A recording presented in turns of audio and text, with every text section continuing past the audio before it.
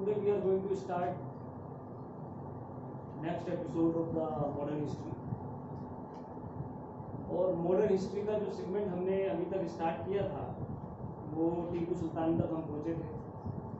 Tipu Sultan, Mysore, regional powers को हम discuss कर रहे थे, कैसे ब्रिटिश गवर्नमेंट रीजनल पावर्स को हैंडल करती है डिवाइड एंड रूल के माध्यम से.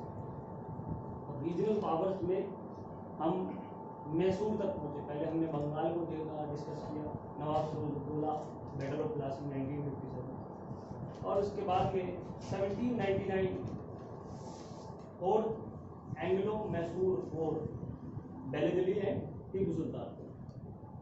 टीपू सुल्तान इसमें मर जाते हैं और चौथे एंग्लो मैसूर वॉर के बाद में कर्नाटक पर किसका कब्जा हो जाता है? ब्रिटिश गवर्नमेंट का. कल दो बातों का जिक्र हुआ था, उसमें एक इम्पोर्टेंट चीज थी सब्सिडियरी अलायंस. क्या थी? क्या होता है? तो पहले तो आपको बताया कि इन लोगों ने कर्नाटक वॉर में, जो हम कल सुना चुके थे, उनका जो फर्स्ट फेज था, उस फर्स्ट फेज में फॉर्मूला बनाया इन्होंने किंग मेकर्स. कौन सा formula? King makers. King makers का जो फॉर्मूला है,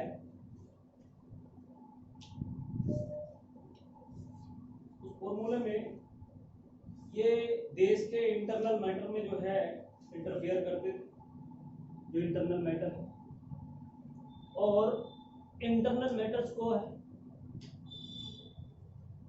हैंडल करने के बाद में आपस में लड़ा कर उसे तोड़ देते थे.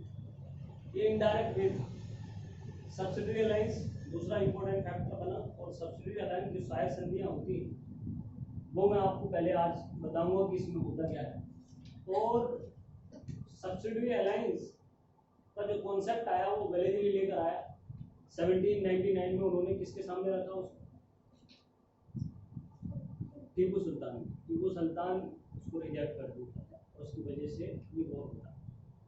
क्या होता है सब्सिडियरी अलायंस में? पहली बात तो आप नोट डाउन करते चलिए थोड़ा थोड़ा. सब्सिडियरी अलायंस में सबसे पहली चीज होती है कि हमें अपने, अगर कोई राजा है तो कोई अपने राजपाट में ब्रिटेन का एम्बेसडर रखना जरूरी है, आदमी को रखना जरूरी है. पहली बात तो ये रही. और दूसरा, जो ब्रिटेन की सेना है, मतलब अंग्रेजों की जो सेना है, आर्मी है, उसकी एक टुकड़ी को जो है उसे कोर्ट में रखना जरूरी है. और उसे रखना जरूरी है और उसकी सैलरी, उस आर्मी की सैलरी जो है वो राजा देगा. मतलब आर्मी तुम्हारी और सैलरी कौन देगा? हम देंगे, राजा देगा. समझ रहे? तो सब्सिडियरी अलायंस में एक पर्टिकुलर फैक्टर ये आया. और सब्सिडियरी अलायंस करने के बाद में आप, तीसरी जो बहुत महत्वपूर्ण चीज थी वो ये, किसी दूसरे देश के साथ में या फॉरेन रिलेशन नहीं बना सकते या किसी दूसरे राजा के साथ बिना पूछे. फॉरेन रिलेशन नहीं बनेगी सब्सिडियरी अलायंस.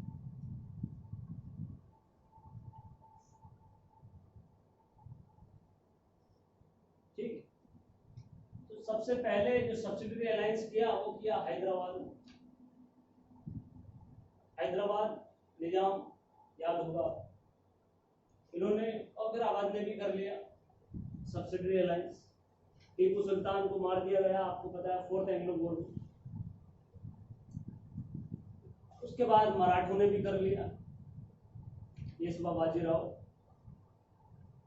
सब्सिडियरी अलायंस हो गई, मराठों ने कर लिया.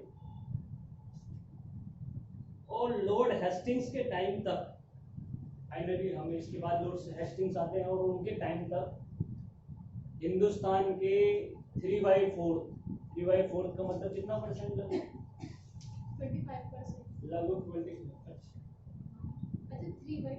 3/4 कर दिया 75%. 75% हिस्से पर किसका कब्जा हो गया? ब्रिटिश एम्पायर का कब्जा, लॉर्ड हेस्टिंग्स के आते हैं. और चौथा, ये तीसरा जो सिद्धांत ये लेकर आए सब्सिडियरी अलायंस के बाद, वो सिद्धांत था इनका conquest equal to consolidation.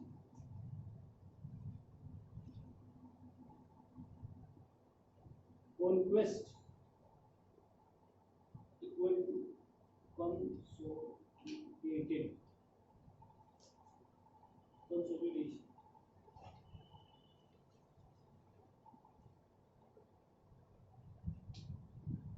Conquest बराबर कंसोलिडेशन।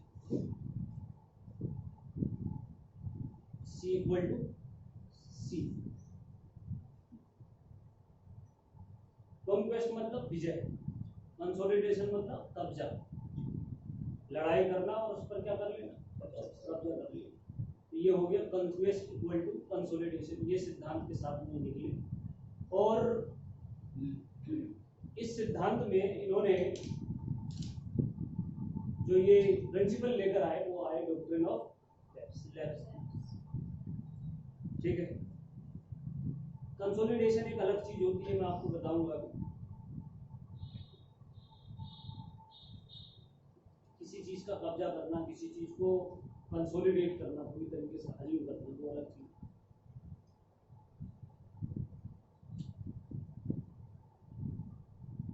तो ये लेकर आए डॉक्ट्रिन ऑफ लैप्स।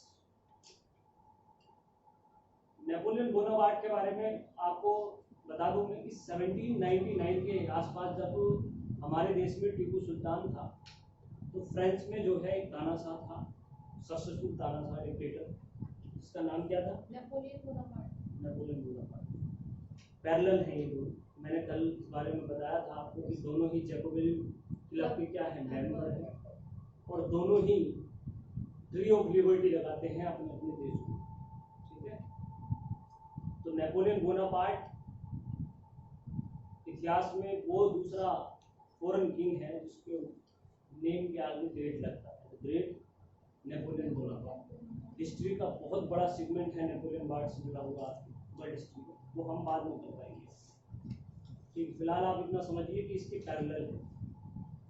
तो हिंदुस्तान में फिर कैंडिडेट कंसोलिडेशन करने के लिए आया, उसको भेजा गया था, वो था विलियम बेंटिक।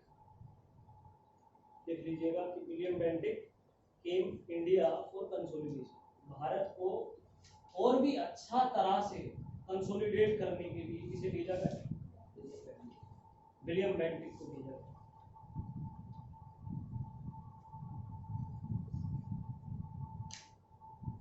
और साथ में ये लेकर आया 1813 का एक्ट। तो लिख लीजिएगा कि he came with act of 1813। वो भारत अधिनियम 1813 के एक्ट को साथ में लेकर आया। तो 1813 का जो कंपनी का एक्ट था, जो किसने भेजा था, ब्रिटिश गवर्नमेंट भेजती थी। चार्टर एक्ट आपको पता है। अब ब्रिटिश गवर्नमेंट का एक ही मकसद था कि इस देश के अंदर, जो इतना बड़ा देश इन्होंने कब्जाया है, इस देश के अंदर कंपनी की मोनोपोली को खत्म करना। किसको, मोनोपोली। ये जो कंट्री है, अब इसके अंदर मैं आपको monopoly of the British east India company की बता देता हूँ। ये कंपनी, किसका रूल चल रहा है यहाँ पर अभी, कंपनी रूल चल रहा है। एक ही कंपनी है, कंपनी का नाम क्या है, ब्रिटिश ईस्ट इंडिया कंपनी। ठीक है, और वो वहां पर जो ब्रिटेन में राजा महाराजा बैठे हुए हैं, उनका मानना है, अब उनका जो मकसद है वो ये करना है कि भाई ये सिर्फ एक ही कंपनी क्यों, सारा फायदा एक ही कंपनी में उठाए, हम भी उठाएंगे, सरकार भी उठाएगी। तो मकसद तो उनका यही होता है कि गवर्नमेंट फायदा उठाए। लेकिन इसके अलावा एक फायदा और, इनका एक ऑब्जेक्टिव और भी होता है कि दूसरी कंपनियां भी भारत में आए। तो अभी किसकी मोनोपोली है, मोनोपोली का मतलब होता है एक ही कंपनी का आधिपत्य, एक ही किसी चीज का आधिपत्य। हिंदी में क्या बोलते हैं इसको, आधिपत्य। आधिपत्य, मोनोपोली। एक ही कंपनी की मोनोपोली हो। कंपनी जो भी यहाँ से प्रॉफिट लेकर जाती थी, वो ब्रिटिश गवर्नमेंट को भी कुछ टैक्सेशन देती होगी। टैक्सेशन दी थी। मोनोपोली, तो कंपनी की मोनोपोली हुई, इसको खत्म करा 1813 के चार्टर एक्ट। ठीक, ब्रिटिश गवर्नमेंट ने इस एक्ट को भेजा था और विलियम बेंटिक को भेजा था कि कंपनी की क्या खत्म हो, मोनोपोली। कैसे खत्म करेगा वो देखते हैं।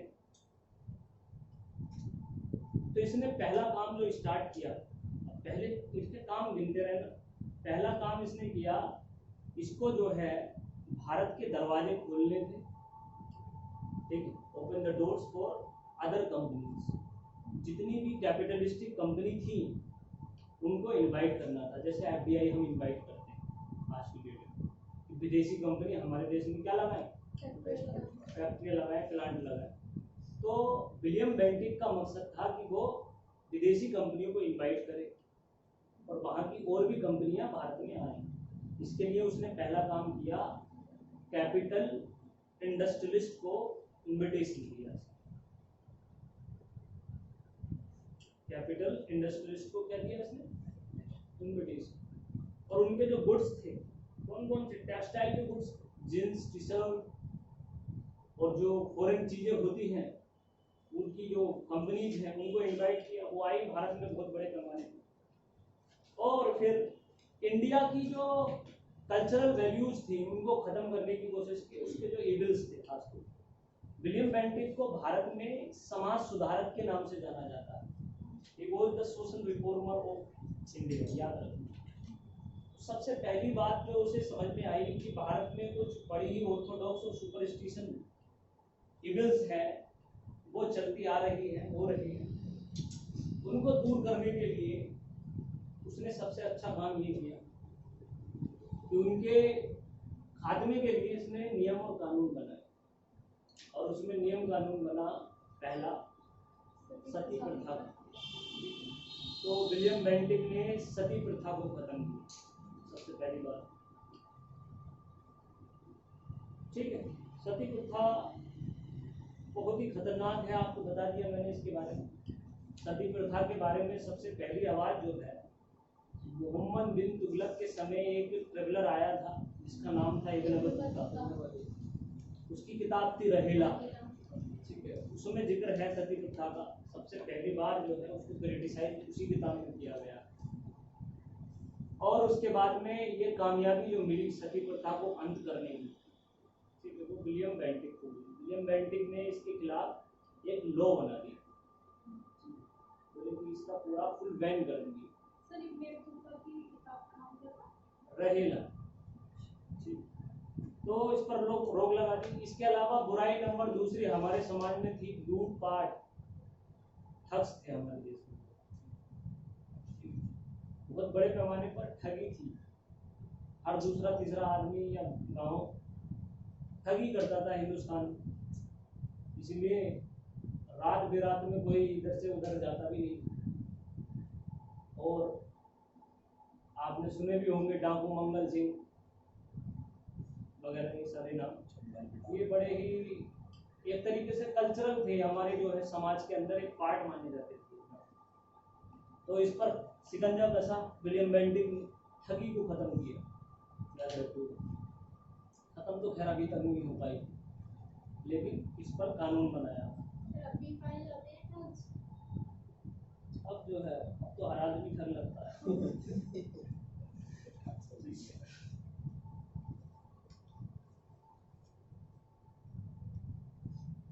और उसके बाद तीसरा जो इसका बहुत बढ़िया काम रहा वो रहा विलियम बेंटिक का। इसने प्रेस को आजादी दी। क्या दे दी? बोले जो बोलना बोलो, जो लिखना लिखो।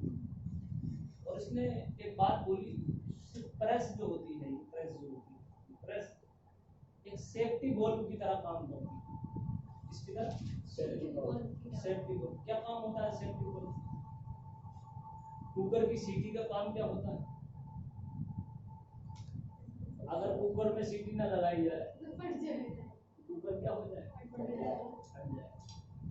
जैसे समाज में अगर अखबार ना छापा जाए, प्रेस ना हो, तो समाज फट जाएगा। समझ रहे? तो उसने बोला कि press is a safety ball. तुम्हें गुस्सा आता है और तुम कुछ नहीं कर पाते तो फोन में स्टेटस ही डाल देते, ठीक, I am feeling alone, the world is full of सोरो, डाल देते हो। इंटेंशन समझ में आता है। अगर वो स्टेटस ना डालो तो दुख कम ना हो। दुख कम करने का सबसे आसान तरीका आज की डेट में है स्टेटस डालना। समझ गए? इसे कहते हैं सेफ्टी गोल। आगे यही चीज आपको यूज करवाई जाएगी। विलियम बेंटिक की सोच है कि प्रेस एक सेफ्टी गोल की तरह काम करती है। आगे के जितने भी गवर्नर आएंगे वो प्रेस पर शिकंजा कसेंगे। कौन सही है कौन गलत, ये डिबेट का एक इशू है, वो बाद में बताया जाएगा। लेकिन विलियम बेंटिक ने किसको आज़ादी दे दी? प्रेस को आज़ादी दे दी। और प्रेस को आज़ादी देकर इससे बहुत बड़े पैमाने पर इंटेलेक्चुअल लोग क्या हो गए?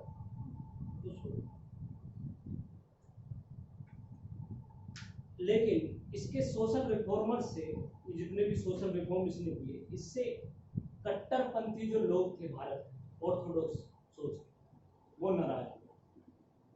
जैसे सती प्रथा को हिंदू समाज में बहुत बड़े पैमाने पर लोग मानते थे। सती प्रथा एक अच्छी प्रथा है, पवित्र प्रथा।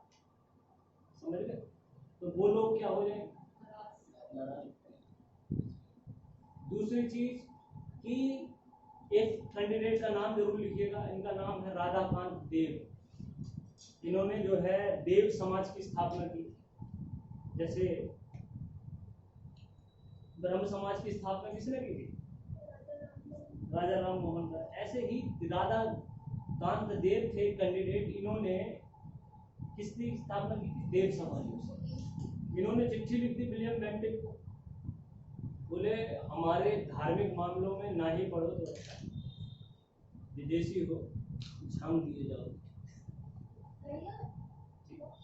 बहुत सारी उसने ये भी दे रखा है कि जो सती प्रथा का एंड है वो राजा राम मोहन अभी बताएंगे, हो जाएगी, ठीक है।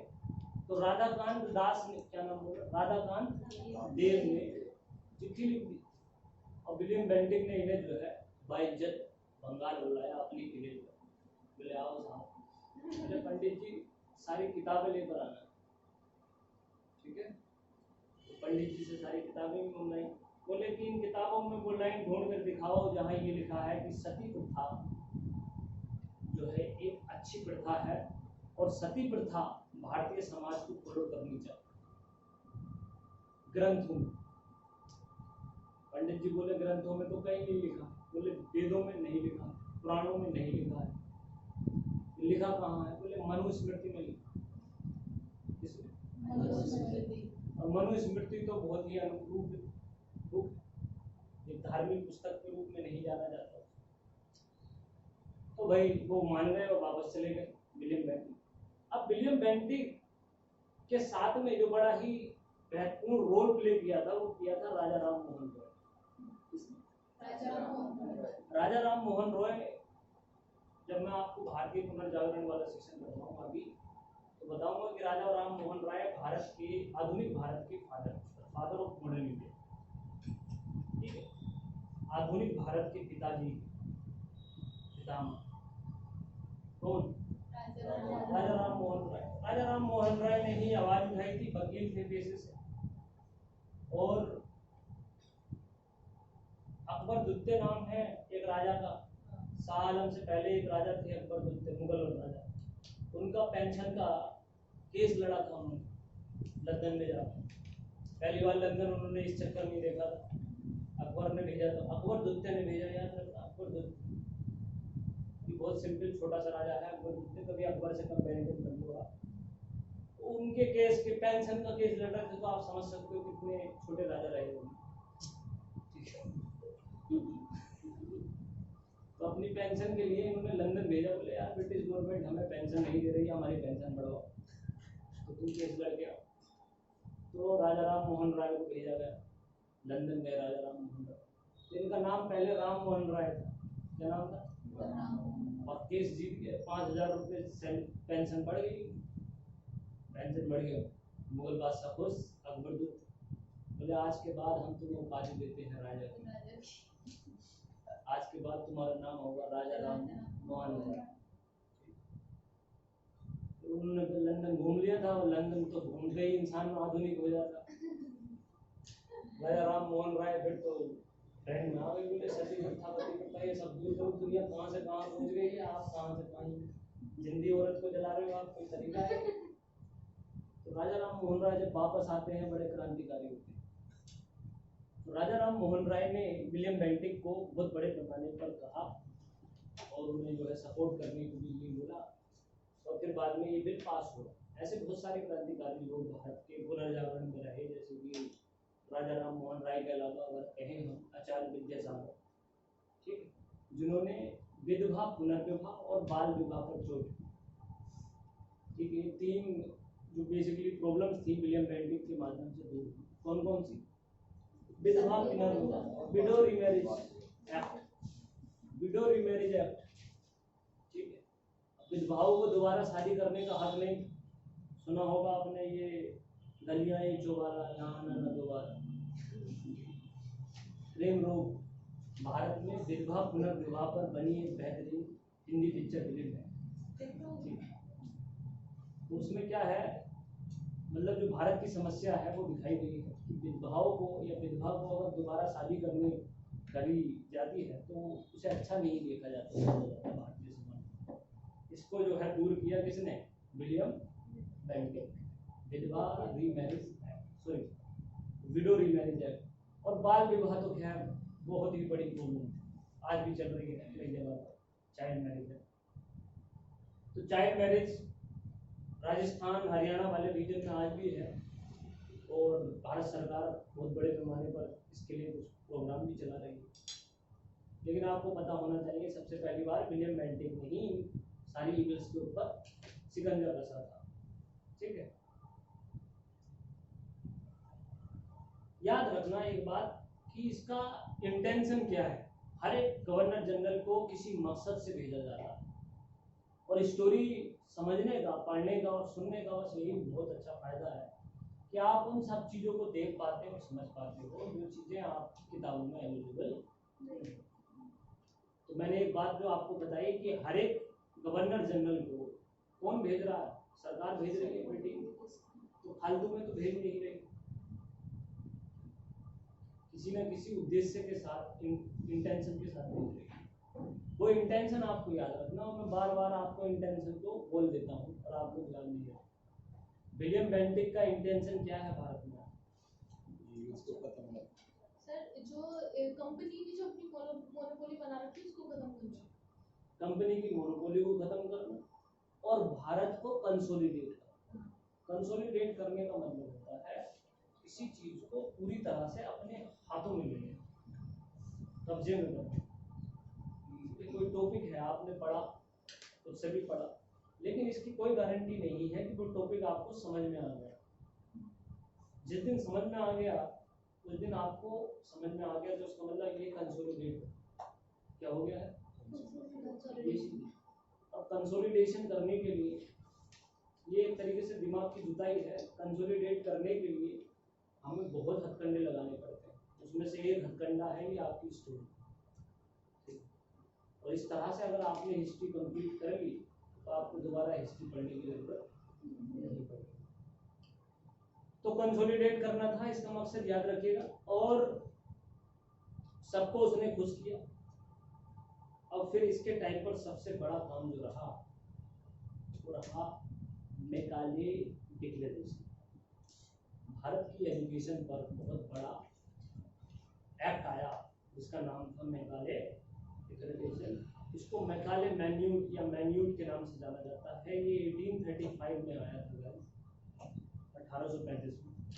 और ये जो डिक्लेरेशन हुई इसके प्रभाव के बारे में मैं आपको डिटेल से बता रहा हूँ, ध्यान से। आप लोग सब जानते हैं modern education in English medium start हुआ मैकाले के माध्यम से। मैकाले को बुलाने का जो रीजन था उसके पीछे बहुत सारी बातें थी, उसमें से प्रमुख बात जो रही वो ये रही कि कंपनी को बहुत बड़े पैमाने पर, ब्रिटिश गवर्नमेंट को और कंपनी को बहुत बड़े पैमाने पर अपने कर्मचारियों को रखना। किसको? कर्मचारी मतलब जितने भी पर्सनल होते हैं, बाबू, चपरासी, जितने भी क्लर्क लेवल का काम है वो सब कर्मचारी वर्ग का, वो सारा का सारा मामला ऑफिसर वर्ग इन्होंने अपने हाथ में कर रखा। तो उसके लिए इन्हें एक ऐसे समाज की जरूरत थी जो इंग्लिश समझे, इंग्लिश बोले, ठीक है, और बस सोचे ना, काउंसिल ना करे। तो इन्होंने जो पैटर्न बनाया बिल्कुल एजुकेशन का, बिल्कुल वैसा ही पैटर्न है, वो आज भी वैसे ही चला आ रहा। हमारे एजुकेशन सिस्टम के अंदर लोगों को सोचना नहीं सिखाया जाता, बताऊंगा। तो ये गिफ्ट है, वैसे मैं आपको बता दूं, क्योंकि भारत में जो इंटेलेक्चुअल लोग हैं वो इस बुराई का फायदा उठा लेते हैं और उठाना भी चाहिए। आम आदमी क्या है, वो तो मरता रहेगा इसी चक्कर में कि अरे हिंदी मीडियम में मेरा तो सिलेक्शन ही नहीं होना, ठीक है, या फिर मैं तो कभी स्प्रिंगफील्ड कॉलेज ही नहीं गया या गई, ठीक है, IIT का लड़का या लड़की बैठी हुई है, उसका सिलेक्शन होगा, मेरा क्यों होगा। ये तो आम आदमियों की सोच है। अगर आप तब से लेकर बता रहा हूँ मैं आपसे, मैकाले की इस एजुकेशन सिस्टम के बारे में समझ लिया। अब मैकाले का जो एजुकेशन सिस्टम आया उसमें इंटेंशन क्या था मैकाले का? मैकाले का इंटेंशन ये था कि कोई व्यक्ति सोच से, समझ से, बातचीत से अंग्रेज हो जाए और चमड़ी से वो क्या रहे, इंडियन, ब्राउन चमड़ी रहे, उसकी बात हमारी माने, हमारी भाषा बोले, हमारी सुने। अब देखो, मैं इंग्लिश बोलता हूँ और इंग्लिश में बोल रहा हूँ स्टैंड अप, और तुमसे इंग्लिश आती नहीं, तो तुम स्टैंड अप का मतलब थोड़ी ना समझोगे, तुम तो बैठे रहोगे वैसे। तो मैकाले ने, गवर्नमेंट ने जो है, ये जो मैकाले माइन्यूट आया वो इसी वजह से आया ताकि आप समझें। Go and take the newspaper, तुम जाओ न्यूज़पेपर उठा के लेकर आओ मेरे लिए, 1 ग्लास वाटर, समझ रहे, आप समझ सको, इसलिए आया ये एजुकेशन सिस्टम मैकाले। और बड़ी अच्छी बात कहते हैं बाल गंगाधर तिलक, बेटा तुमने जो ये एजुकेशन सिस्टम बनाया था, ये बनाया तो था तुमने हमें गुलाम बनाने के लिए, लेकिन तुम्हें पता नहीं कि तुम्हारा ये एजुकेशन सिस्टम तुम्हारी जो है दहलीज को हिला बैठा। तुम्हारी इंग्लिश पढ़कर, तुम्हारे न्यूज़पेपर पढ़कर तुम्हारे लंदन में घुस गया। ठीक है, मैं बता रहा था कि ये जो 2 सेगमेंट हैं, ये 2 सेगमेंट आज भी चले आ रहे हैं एजुकेशन सिस्टम। आप लोग कितनी चीख पुकार होती है कंट्री में बुराइयों के नाम, ये नहीं होगा, वो नहीं होगा, वो सारे सेगमेंट यहाँ खत्म हो जाएंगे। आप मैकाले माइन्यूट 1835 में आता है, ये गिफ्ट है, ये कोई बुरी बात नहीं है। मैकाले की इंग्लिश मीडियम की पद्धति गिफ्ट है, ये आपको, ये बुराई नहीं है। लेकिन उसका मकसद बता देता हूँ कि उसका एजुकेशन सिस्टम पर ड्रॉबैक क्या पड़ा। ड्रॉबैक कुछ नहीं, अगर आपको किसी को गुलाम बनाना है तो उसे कभी भी सोचने की कैपेसिटी मत दो। क्या मतलब? सोचने की कैपेसिटी। आप देखो महिला समाज को कैसे पुरुषों ने गुलाम बना रखा, बोले घर का काम कर, तुझे इन सब चीजों से कोई लेना देना नहीं। कोई बाहर वाला आए कह देना उनसे ही आके मिलिए, किनसे? बोले मुझे हमारे जी जो है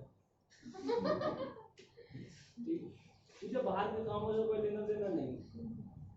महिलाएं मान भी लेती, बाहर का काम बहुत बड़ा होता है, इसका मतलब कोई लेना देना नहीं, ठीक है। तो ये इमेज जो है बन गई। मैकाले मैन्यूट में भी बिल्कुल सेम यही रहा। मैकाले मैन्यूट में एजुकेशन पॉलिसी को बनाया गया रट्टा मार, और उसका टेंशन रखा गया एग्जामिनेशन। 1 साल में एक छोड़ो 2 परीक्षा, हाफ ईयरली एनुअल, और पूरा का पूरा सेगमेंट किसमें चेंज हो गया? एग्जामिनेशन और मार्क्स पर। अब तो सीटी भी चलते हैं मेरे को लगता है, क्लास टेस्ट। क्लास टेस्ट बड़ी भ्रामक चीज है और मार्क्स भी बड़े भ्रामक चीज है। हमारा ट्रेडिशनल एजुकेशन सिस्टम जो भी था, मैं नहीं कहता अच्छा था या बुरा था, लेकिन जो ट्रेडिशनल एजुकेशन सिस्टम वो सीखने पर डिपेंड था, लर्निंग था। कोई मतलब नहीं तुम्हारी डिग्री से, कोई मतलब नहीं तुम्हारी क्लास से कि तुम बीकॉम कर रहे हो या एमकॉम कर रहे हो या पीएचडी कर रहे हो या आईआईटी कर रहे हो, सीख रहे हो या नहीं। सीख लिया तो स्नातक, नहीं सीखे ठीक तो बस बने रहो गुरुकुल, करते रहो सेवा मूर्खों की तरह। समझ रहे हैं? तो हमारा जो ट्रेडिशनल एजुकेशन सिस्टम था वो based on the counselling, based on the thinking, वो सीखने और सोचने पर विश्वास करवाता। अब ये बात सिंपल है, आपको मिलिट्री साइंस इस सेक्शन में सिर्फ पढ़नी है और हमारे ट्रेडिशनल वे में युद्ध में मिलिट्री साइंस को प्रैक्टिकल करना है, तलवारबाजी सीखनी है, लठबाजी सीखनी है, ठीक है। और मैकाले की जो एजुकेशन है उसमें किताब में पढ़ना है, कौन सी बेहतर है? ठीक। अब ये मैकाले जो है किताब में पढ़ाकर और आपको क्वेश्चन दे देगा, बताओ कि आर्मी में कितने लेफ्टिनेंट होते हैं, निम्नलिखित में से ऑप्शन बताएं। ठीक, बताओ। 4 ऑप्शंस की तरह ये बच्चों का फोकस किस पर हो गया? मार्क्स पर, पास होने पर, और मार्क्स आ जाते हैं। Marks is just like a lollipop. ठीक, अच्छे आ गए तो फीलिंग गुड, बुरे आ गए तो फीलिंग टॉप कर लिया तो लगता है वर्ल्ड कप जीत लिया, फेल हो गए तो मन करता है सुसाइड कर लूं, ये कम नंबर आ गए। मेन ऑब्जेक्टिव क्या था? What is the main objective of education?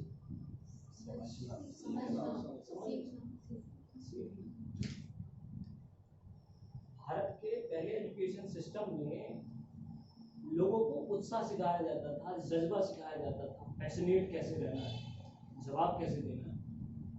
आज की डेट में बैठे रहते हैं बच्चे क्लास मरे हुए, क्या चल रहा है क्या हो रहा है नहीं,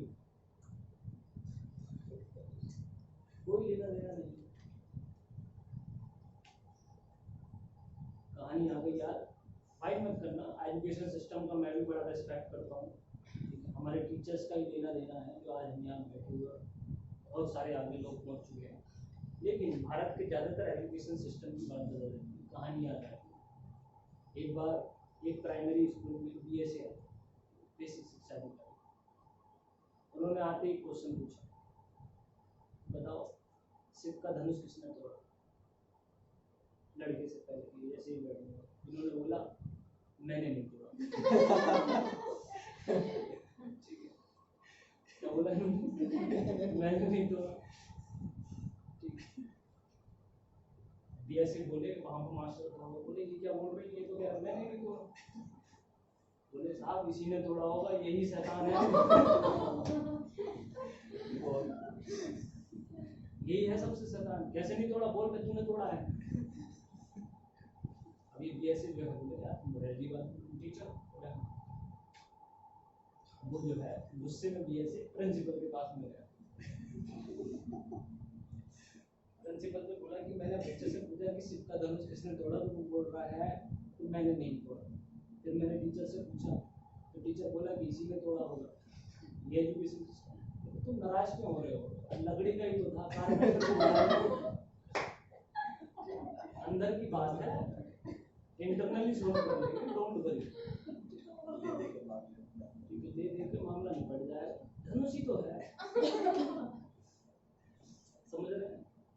ये इंडियन एजुकेशन सिस्टम का एक एग्जाम्पल है, भारतीय शिक्षा नीति, भारतीय शिक्षा व्यवस्था मैकाले पद्धति की है ये। अगर इंसान पढ़ा लिखा ना हो ना तो उसके अंदर 4-5 गुण बचे रहते हैं। एक तो गुण होता है हिम्मत का, किसका? करेजियस। करेज देखो आप, आज की डेट में पढ़े लिखे इंसान से ज्यादा एक अनपढ़ व्यक्ति में करेज ज्यादा होता है। दूसरा है इंथुजियाज्म, उत्साह का गुण पढ़ाई में लोगों का क्या खत्म कर दिया? लोगों की चेहरे की जो शार्पनेस है, शौर्य है बच्चों का, खत्म हो गया। पहले कम से कम गिल्ली डंडा खेलता और मारता, दो चार की आंख फोड़ता, लड़ाई झगड़े होते, क्या बनता वो? खत्म हो गया। आज की डेट में हमारे देश के एजुकेशन सिस्टम ने कायर बना दिया है। उस दिन कोई भी प्रॉब्लम उनके सामने आती है तो सिर्फ ये कह देते हैं हमें नहीं पता, हमने नहीं थोड़ा कुछ सुना। तो इसे कहते हैं साइकोलॉजिकली हमारे से काउंसलिंग छीन ली। तो मेघालय एजुकेशन सिस्टम ने, लिख लेना इस बात को, मेघालय एजुकेशन सिस्टम ने काउंसलिंग छीन ली लोगों की, सिस्टम ऑफ द थिंकिंग छीन ली, और उसकी जगह पर सिस्टम ऑफ मार्क्स आ गया। लर्निंग खत्म, मार्क्स चालू।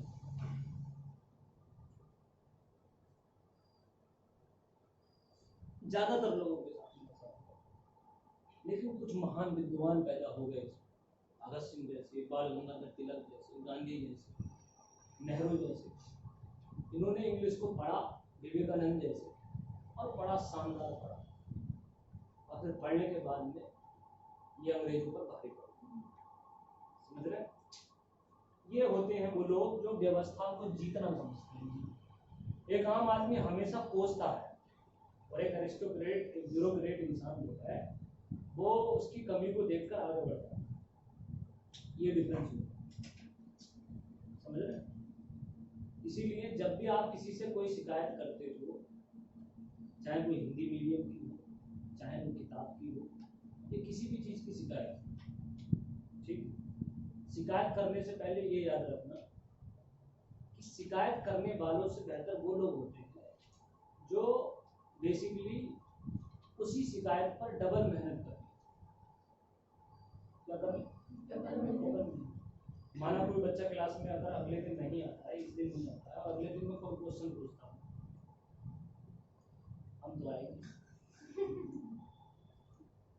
हम तो आएगी, आप 2 दिन छोड़ो, 6 दिन की छुट्टी कर लो, मगर 6 दिन का काम तो कंप्लीट करो।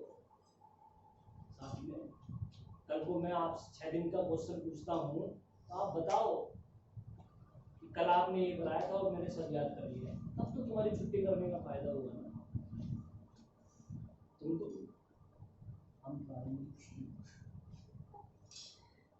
ये जो तरीका है, ये मेघालय पद्धति पर हो। आप कौन सी पद्धति? मेघालय। कब आया था? 1835। किसके टाइम आया था? William Bentinck. समझ गए? William Bentinck. मेघालय से सबसे बड़ा लॉस एजुकेशन में क्या हुआ? लोगों की सोच जो होती, सोचने समझने की क्षमता जो है वो खत्म हो गई। अब ऑर्डर मानने वाले हो गए, बोले stand up, sit down, sit down.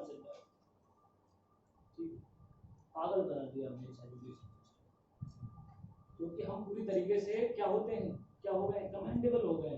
कोई हमें कमांड करता है कि 2 हफ्ते, वो अगले हफ्ते टेस्ट है, बोले लग जाना है, वहां से वहां तक आएगा, और ठीक मार्क्स लग जाती है। क्या लग जाती है? मार्क्स। ठीक,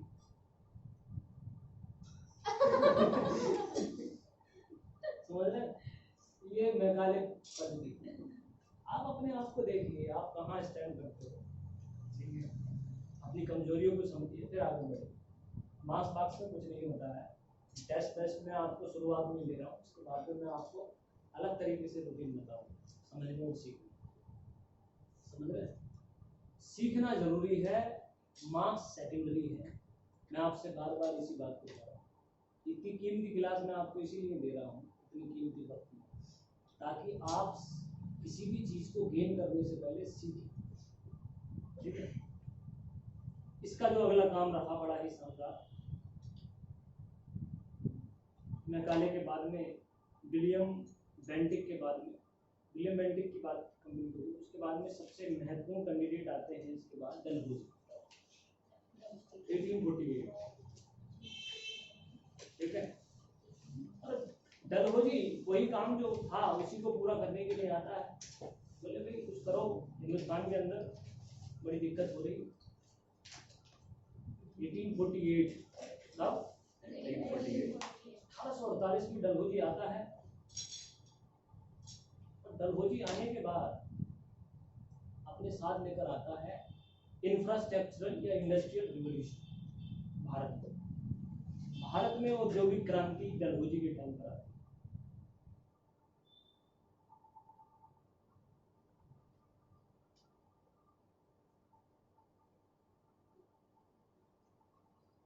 क्या होता है जब इंडस्ट्रियल रेवोल्यूशन यूके में आती है, ब्रिटेन में, तो वहां पर लेबर भी महंगी हो जाती है और मार्केट भी खत्म हो जाता है, ठीक है।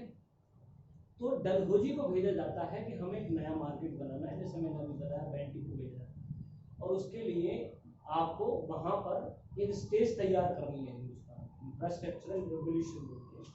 तो डलहौजी का सबसे पहला काम होता है कि Dalhousie started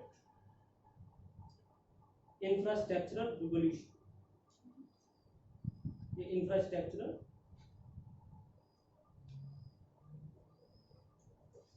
and industrial revolution Bharat में स्टार्ट करता है।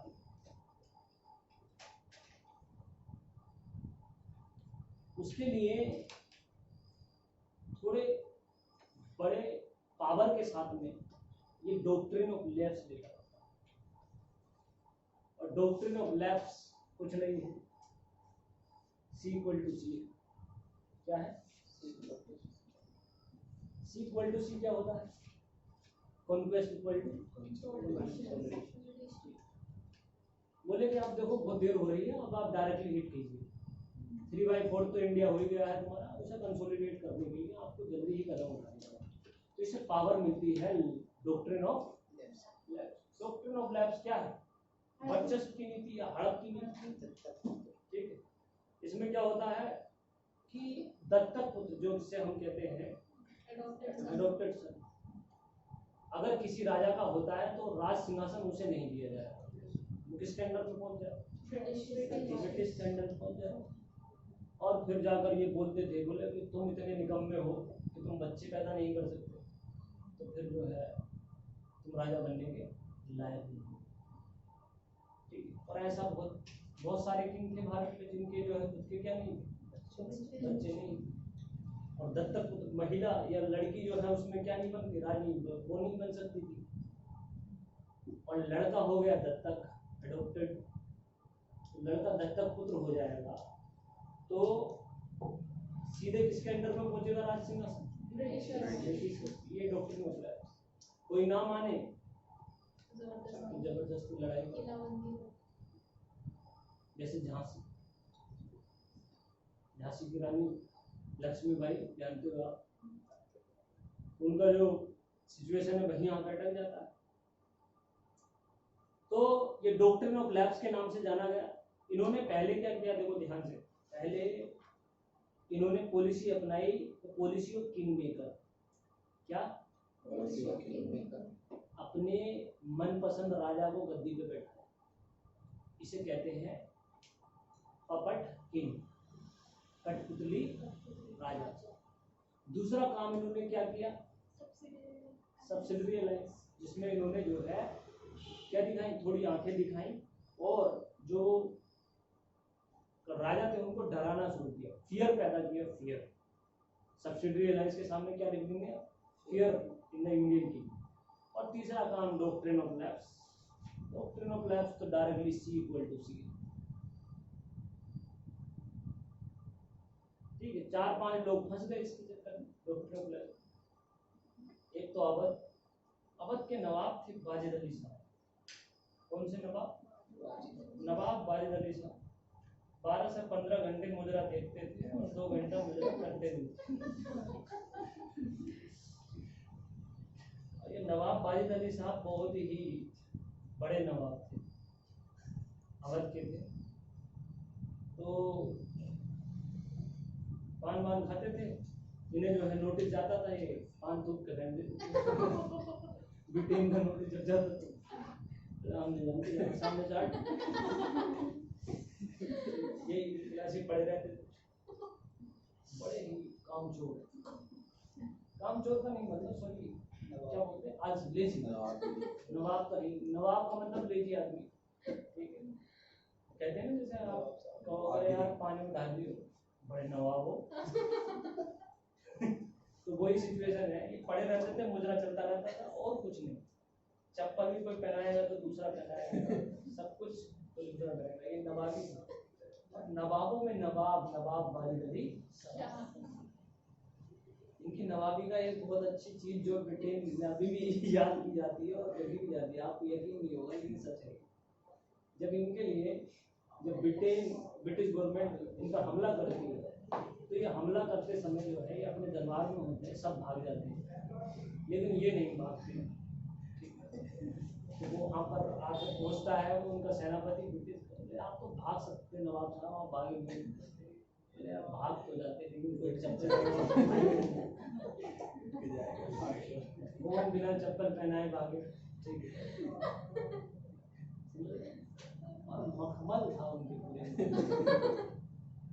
मखमल में अगर हम घूमते तो हमारे पैर जल जाते, हम सोच रहे हैं तुम नहीं पहना, ये है नवाब वाजिद अली। और ऐसे लोगों के हाथ में हिंदुस्तान की सत्ता थी, अवध की सत्ता, उत्तर प्रदेश के हैं नवाब साहब। तो नवाब वाजिद अली साहब को जो है फिर अवध कब्जा कर लिया इन्होंने, और फिर उसी टाइम पर जो कैंडिडेट पंजाब में राजा रणजीत सिंह, क्या नाम, राजा रणजीत सिंह पावर में आए, और राजा रणजीत सिंह एक मिसल से बने थे, मैंने आपको पिछले एपिसोड में बताया भी था, ठीक है। और वो सिख गुरु के तरह जो है मिसल बनी, और मिसल से फिर राजा रणजीत सिंह ने पंजाब का स्टेट एस्टैब्लिश किया। तो राजा रणजीत सिंह के बाद में इनकी जो वाइफ थी रानी जिंदा बची, तो रानी जिंदा, और रानी जिंदा राजा रणजीत सिंह के बाद में यहाँ सक्सेसरशिप का वॉर स्टार्ट हो गया था। चचा ताऊ का लड़का बोल रहा मैं बनूंगा, चचा बोल रहा मैं लड़ूंगा, वो मैं बनूंगा, और रानी जिंदा बोल रही मैं बनूंगी। इन सारे सिचुएशन में रानी जिंदा तो रानी बनना था, तो उन्होंने किससे लिंक किए, ब्रिटिश लोग बोले ऐसा है अब वो रानी बनना है। रानी जिंदा को इनवाइट किया, और उन्हें तलाश की ऐसे इंसान की जो पंजाब को हमारे हाथों में दे दे। रानी जिंदा कहाँ पहुंच गई, ब्रिटिश। उस टाइम पर ये कैंडिडेट थे एलन बैरो, ठीक है। वो उनसे मिलने के लिए पहुंची, और एलन बैरो ने जो है चिट्ठी लिख दी, बोले साहब रानी जिंदा आई है, जिंदा जाने दें या मार दें।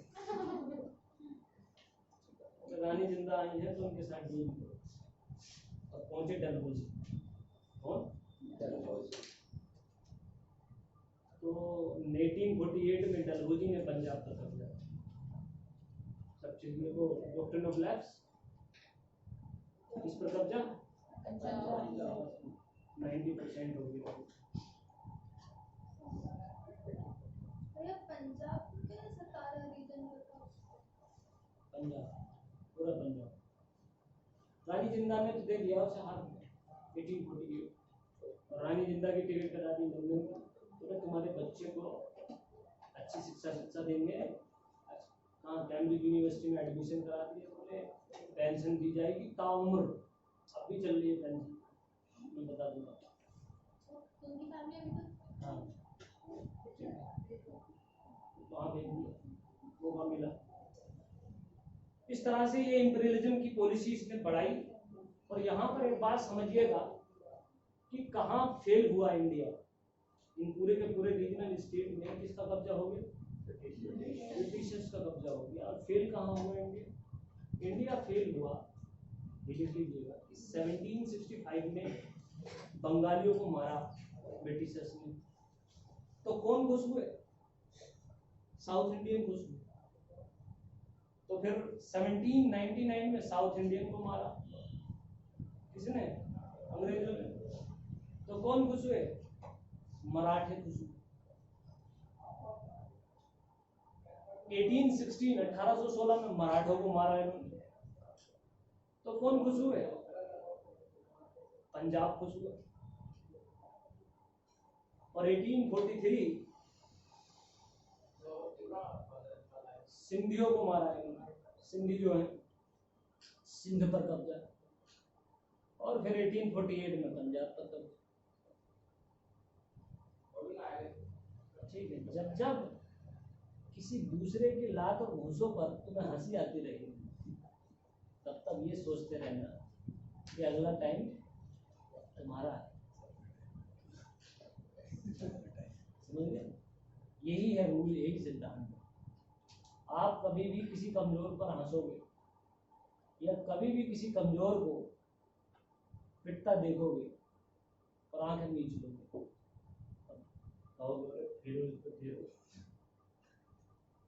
समझ लेना उसी वक्त अगला नंबर किसका है। अगला नंबर आप ही का है। ये बताया इन्होंने। तो हिंदुस्तान को पूरी तरीके से कब्जा कर लिया। तो डलहौजी को क्रेडिट दिया जाता है कि डलहौजी एरेडिकेटेड ऑल द रजवाड़े of India, all the princely states, सारे प्रिंसली स्टेट्स को अपने कब्जे में कर लिए। हम त्रावणकोर के राजा, हम रावणकोर के राजा होंगे, हम ब्रिटिश एम्पायर के राजा हैं। दूसरा काम जो डलहौजी ने किया बड़ा शानदार, वो किया इंफ्रास्ट्रक्चरल रिवोल्यूशन। I=I, इंफ्रास्ट्रक्चर बराबर इंडस्ट्री। क्या बोले हम? इंडस्ट्री।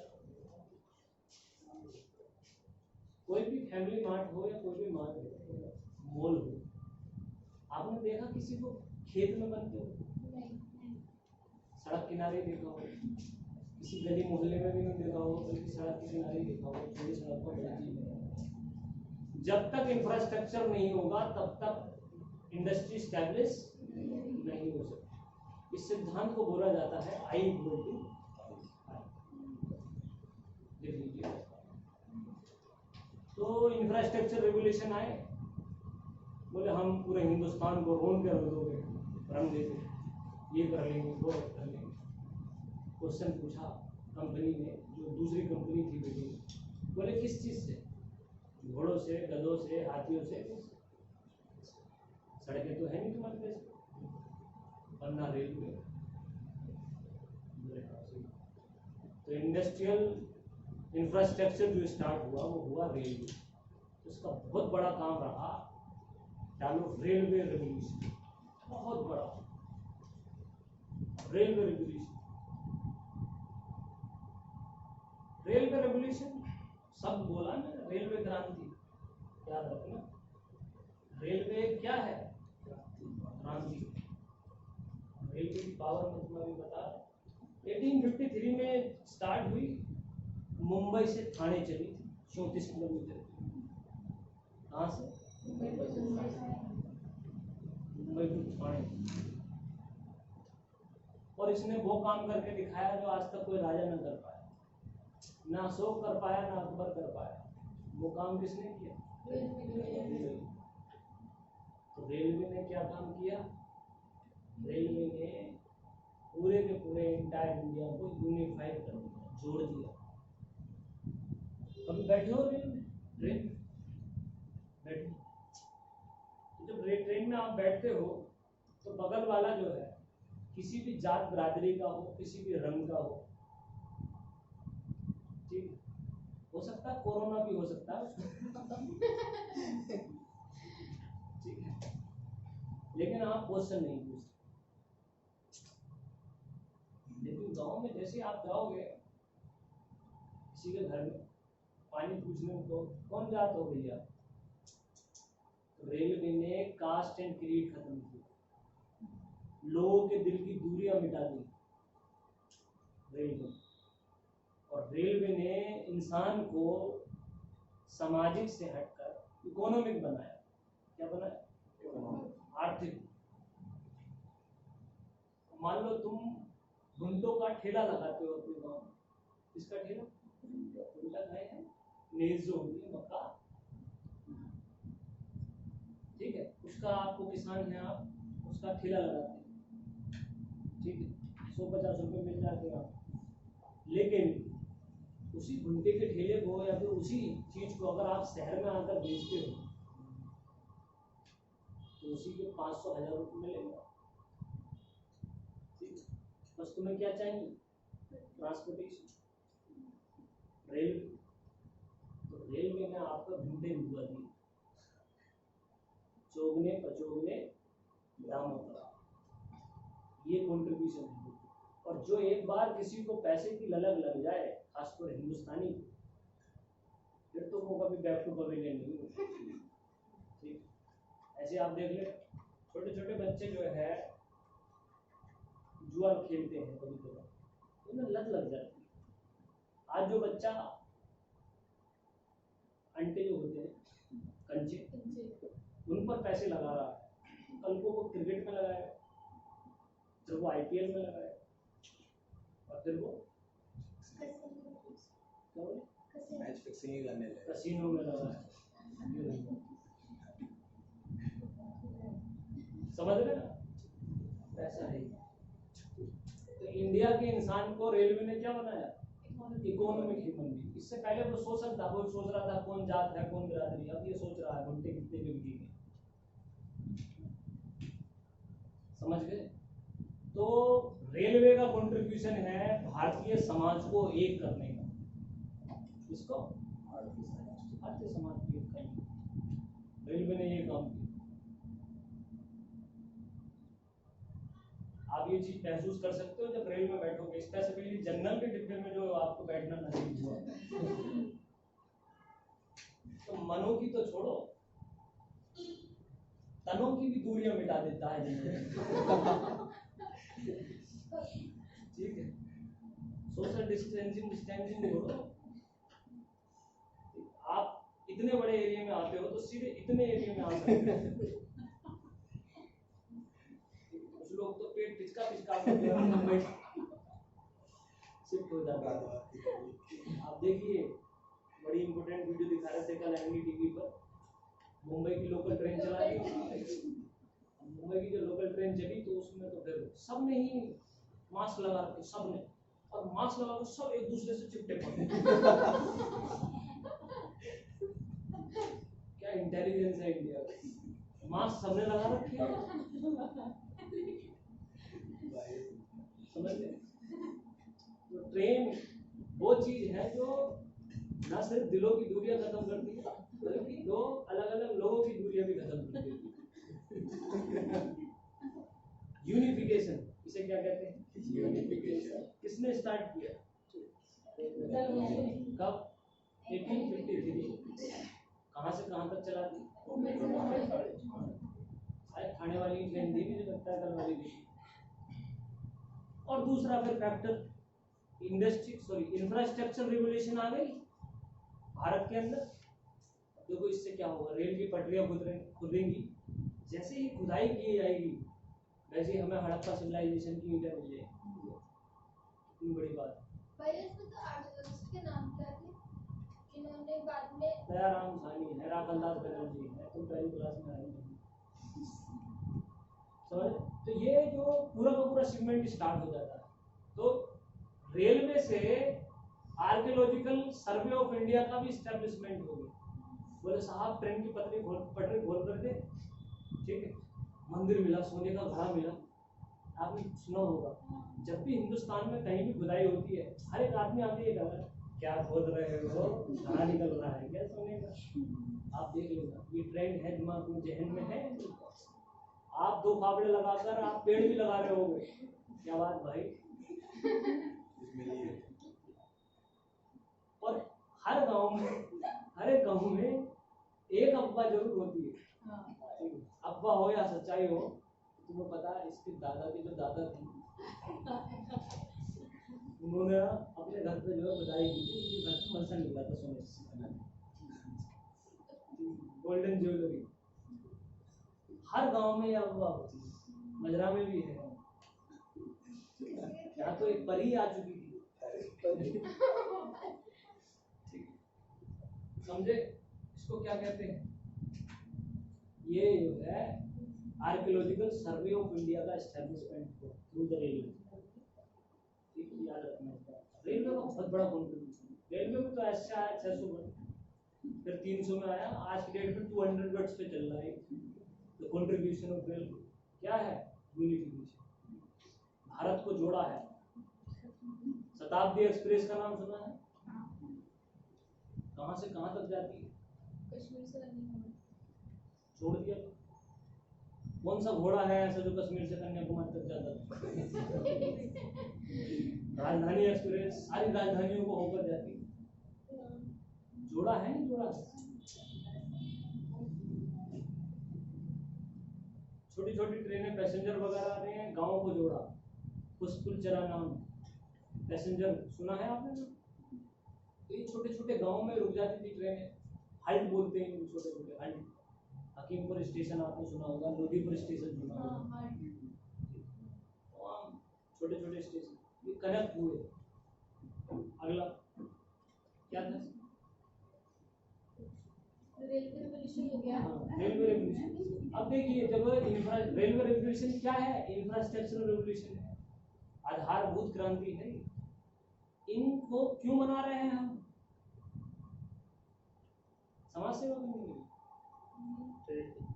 हैं? ब्रिटिशर्स ट्रेड, ताकि हिंदुस्तान के कोने कोने तक रीच हो सके उनकी ट्रेड करने के लिए। ठीक है, फॉर द ट्रेड। इसलिए लिखिए, फिर आप लगाएंगे फैक्ट्रीज, जिसको बोलेंगे हम इंडस्ट्रियल रेवोल्यूशन स्टार्टेड इन 1854। पहली फैक्ट्री लगी।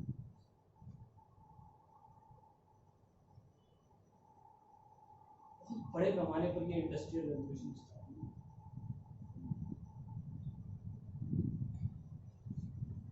और देखिए आप इंडस्ट्रियल रेवोल्यूशन से फिर बाद में पॉलिटिकल रेवोल्यूशन आ जाती है। 1885 में कांग्रेस की एस्टैब्लिशमेंट होती है।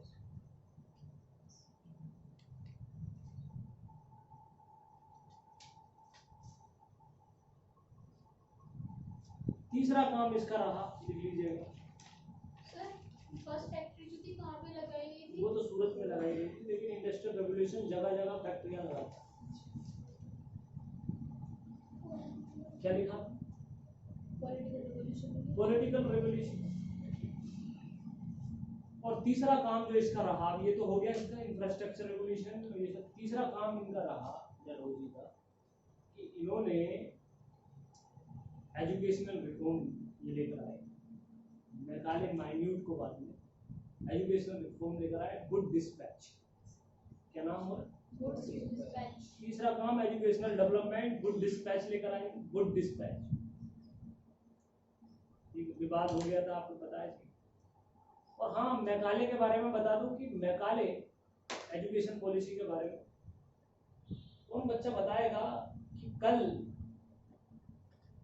ट्रांसलेशन करने के लिए किसका एस्टैब्लिशमेंट ब्रिटिश गवर्नमेंट ने किया था?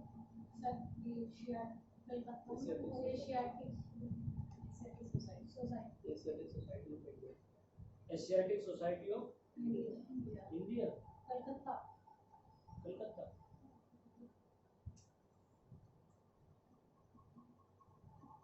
Asiatic Society of Bengal. देखो क्या लिखा है।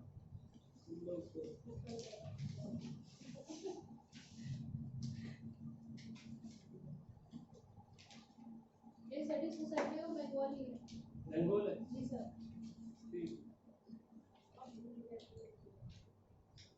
एशियाटिक सोसाइटी ऑफ बंगाल क्या किया था इसने? हिंदी लिटरेचर को, जो हमारा संस्कृत और जो भी था, उसको इंग्लिश में ट्रांसलेट किया था। ठीक है, आज क्या होगा? बुद्धिस्ट कल्चर है। अब मैकाले ने क्या काम किया था? Macaulay Asiatic Society of Bengal से आकर मिला और वो आकर बड़ा हंसा। पानी दिए बोले हंस क्यों रहे हो, कोई बात तो बता। बोले बस हंसी रहा हूँ। और फिर उसने एक लाइन बोली जो एग्जामिनेशन में पूछी जाती है मैकाले। हिंदी में लिख लो पहले कि भैया भारत में टोटल जितना ज्ञान है इन किताबों में, भारत की संपूर्ण किताबों में, इतना तो हमारी किसी लाइब्रेरी की किसी अलमारी के अंदर किसी एक रैक में जो किताबें रखी हुई हैं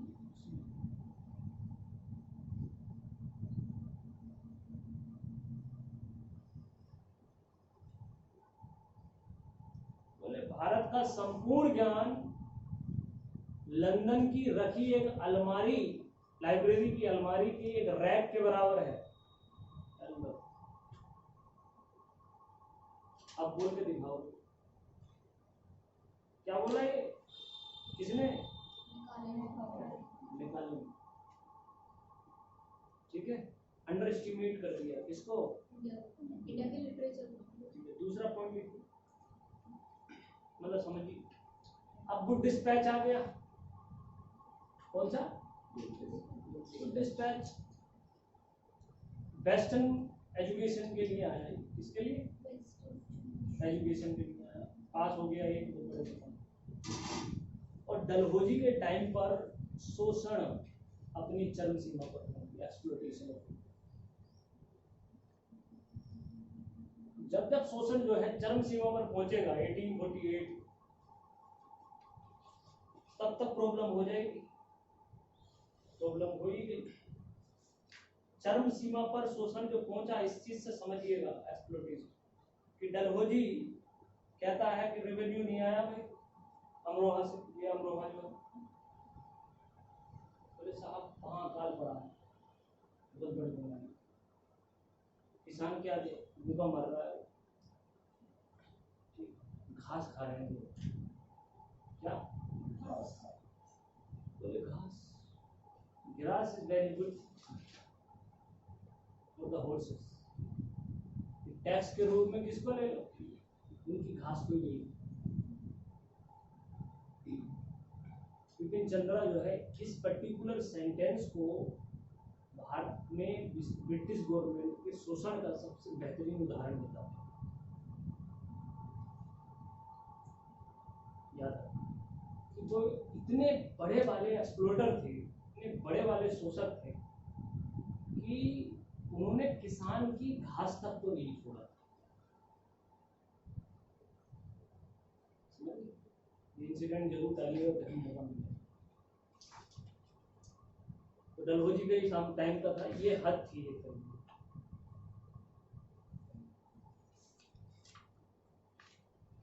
और फिर जो होना था वो वही है।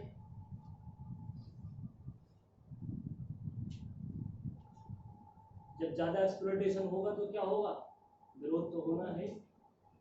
और इस तरह से हिंदुस्तान में हुआ 1857 का विद्रोह, द रिवोल्ट ऑफ 1857, विद्रोह बोलना, विद्रोह क्रांति।